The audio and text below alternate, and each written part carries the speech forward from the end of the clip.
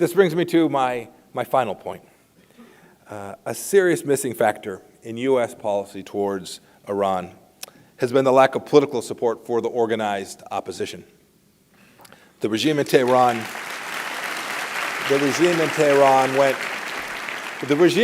went to the extreme to massacre 30,000 political prisoners whose main targets and a majority of its victims were the MEK.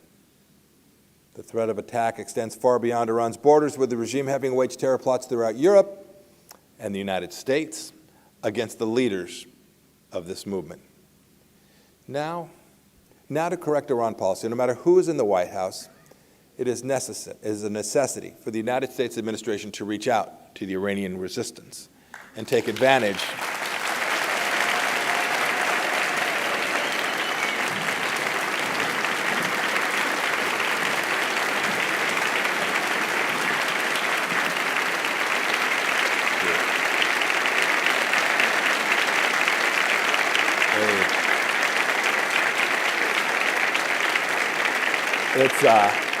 It's one of the reasons I'm so excited to be here at Ashraf 3, because actions supporting our love of the Iranian people are many. They should begin by holding Abraham Raisi accountable for his crimes against humanity back in 1988. And I know there are those in the audience who have family that were killed in this massacre. Bless you. The Pompeo family prays for you.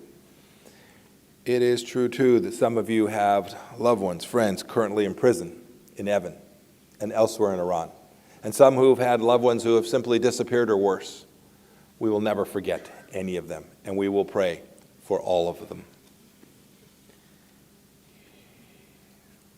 The United States speaks a great deal of human rights. There are few places in the world in which violations of human rights are committed with more frequency or more depredation than inside of Iran.